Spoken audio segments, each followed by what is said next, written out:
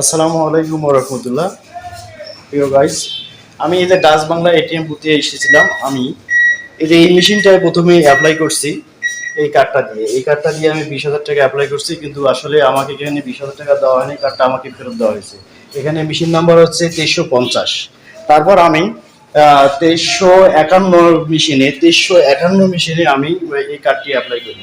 এখানে আমি আবেদন করি, কার্ডটা দেওয়ার পর এখান থেকে আমি আবেদন করি 20,000 টাকা, কিন্তু সেখান থেকে মেশিনে আমাকে 20,000 টাকা দেওয়া হয়নি, এখান থেকে আমাকে 12,500 টাকা দেওয়া হয়েছে, অর্থাৎ 500 টাকার নোট 25টা দেওয়া হয়েছে। এই টাকাগুলো আমি এখানে রাখছি। এখানে 25টা দেওয়া হয়েছে, আমার 7,500 টাকা কম দেওয়া হয়েছে। তারপর আমি আবার 20,000 টাকা অ্যাপ্লাই করি, সে সময় আমার 20,000 টাকায় ঠিকঠাক দেওয়া হয়েছে। এখন আমি কাস্টমার কেয়ারে এই কমপ্লেইনটা জানাচ্ছি, ওনারা বলছে যে আমাকে নাকি এখানে অপেক্ষা করতে হবে। ওনারা কমপ্লেইন দিয়েছে, ওনারা দেখবে, সব ফুটেজ টুটেজ দেখবে, তারপর ওনারা একটা সমাধানে আসবে। এখন সমাধানের মেয়াদ ওনারা নির্দিষ্টভাবে বলতে পারে নাই। 5 দিন, 7 দিন, 10 দিন, 15 দিন, 20 দিন, এমনকি 3 মাসও লাগতে পারে। আসলে আমি এখানে কি করব ভাবতে পারতেছি না। তবে দেখি, আশাবাদী থাকি। আপনাকে আমি কাস্টমার কেয়ারে কথা বলছি, সেই সেই রেকর্ডটাও আপনাদেরকে শোনাবো, একটু পরেই শোনাবো।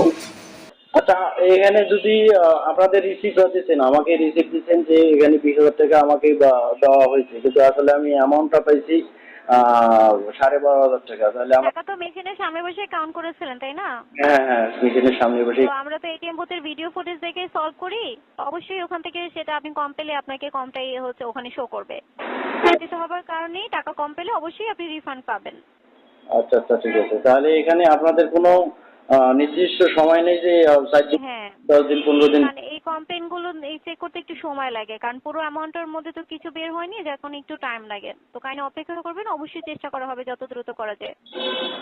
তাহলে আমার কমপ্লেইন নাম্বারটা আমার অ্যাকাউন্ট নাম্বারেই? হ্যাঁ হ্যাঁ, অ্যাকাউন্ট নাম্বারটা বললেই হবে। ওকে, তাহলে আমি এখান থেকে চলে যেতে পারি? হ্যাঁ হ্যাঁ।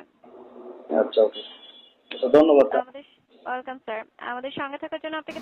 তবে আপনারা দেখতে থাকেন, দেখি এর সমাধানটা কি হয়, এই সমাধানটা কতটুকু আনতে পারে।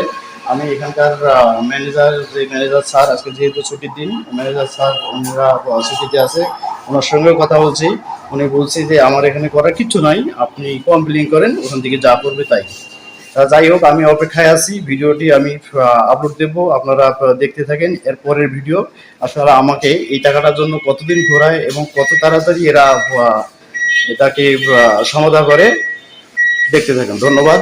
আসসালামু আলাইকুম রহমতুল্লাহ।